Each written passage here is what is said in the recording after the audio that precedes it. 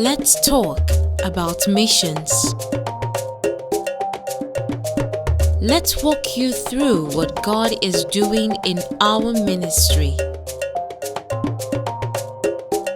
Journey with us to the mission fields. Allow us saturate your mind and hearts.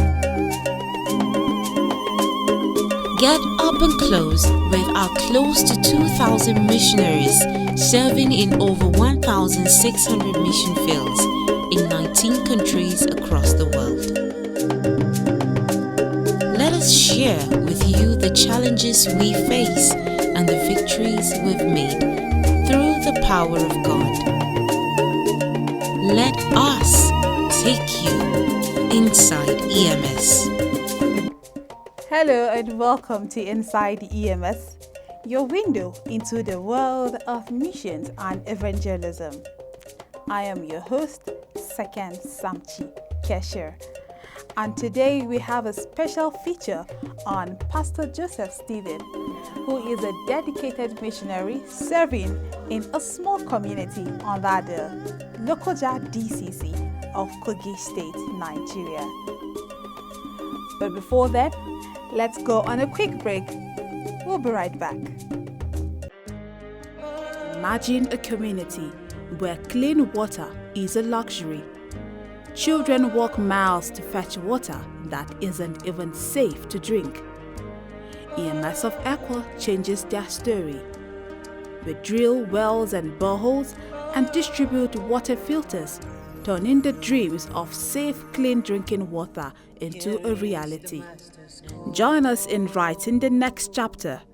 Support EMS today and help us to make a difference, one soul at a time. Welcome back to Inside EMS, where we embark on a transformative journey through the heart of missions and evangelism. Like I told you earlier on today's episode, we're looking at a story of one of our missionaries, talking about Pastor Joseph Stephen, who shares his journey and the experiences he has encountered while serving in the mission field. Let's hear from Pastor Joseph himself.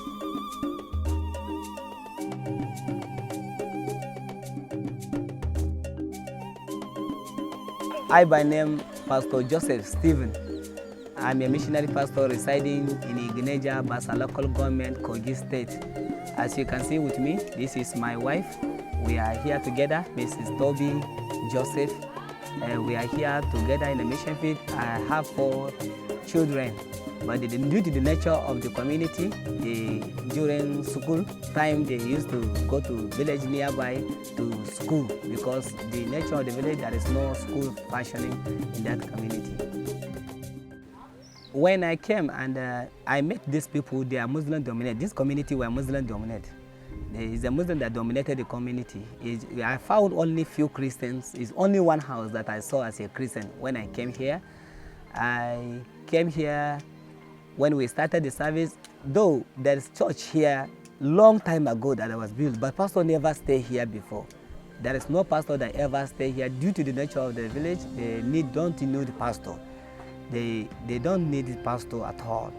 So I met here with the church, the old church, but as you can see, the church here has collapsed. There's no church here again. But the first time I came to the church, but the church collapsed, and up to now, the church didn't rise up. This building has been down since last year, April. And we have been struggling to see how we will rebuild the church again, but because of the number, the population, and the knowing God here is not that much. And even the few members we have, I have made so many arrangements and all try my best to see that we have done something. But you can see some few blocks that we lie, and we couldn't continue again because we don't have anything at hand. We are just managing our lives because where we are in the Iglesia here is even far away, even from our market, many kilometers to the market. So the life here is not easy. So we couldn't continue. We have lives on few blocks. But to the glory of God, now we have get some members. When I came here, sometimes I was the only one that would do the service sometimes we will be like 2, 3, or 4. But to the glory of God, now sometimes we do the service about 40 or something, 40 something, sometimes 20 or more than 10. We can't do the service less than 10 again. So I give God the glory. We are now presently hold the service in primary school. Before the church collapsed, long ago, about 10 years now, that foundation were laid about 10 years ago. That when they see the church has already tired, it's about to fall. So they decided to, the Christians that are here before, they decided to start doing some things. But along the road, they stop. And we are not even seeing them in the village again. They are not even in the village because they are staying in the city. The people that are staying in the village that are Christian is just only one man with his wife and 2 children. So there is no support from another place to continue the building. And that is what led the building, the former one, to collapse, and that one was not completed. Initially, when we came here, we faced the challenges of the witches and wizards that they try to pursue us, that since they doesn't need the missionaries here. So they sent so many attacks, especially my wife. She was attacked about 7 months. She is not with me, struggling treatment and all other things, because spiritually somebody appeared in the room and she faced many challenges. So from there we began to experience so many challenges. But what I see God's hand, when I was preaching to them about Jesus Christ, I used to tell them that there is no salvation, no way to go to heaven except through Jesus. But they still remain adamant and they still remain hold on their belief until something happens. There are some things that happen that make them know there is God in this church. One certain time when missionaries came here around 2022, when some missionaries came here, there are some people that came here and prayer were held. So one woman here stayed here with about 2 years pregnancy. When she go to hospital, they will test her and they will say that if she doesn't have pregnant, and the stomach has already grown very well, but to deliver has become a problem.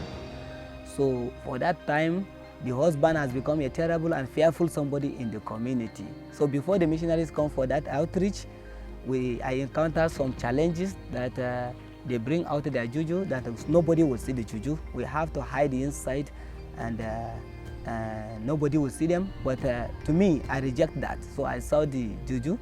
So it has become a very big troublesome thing when even they plan to see that they see me dead. That it's prohibited for me to see the juju. But when I pray to God, even the sacrifice they make, that for that reason I should die.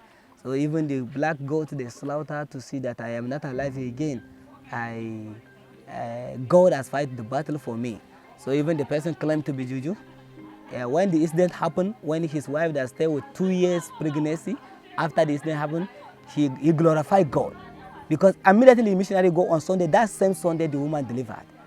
Because the woman come to for prayer during the program, so we pray for her. After the prayer, the missionary went on Sunday, immediately that day the woman delivered. And the husband is the juju that the people community will not see him.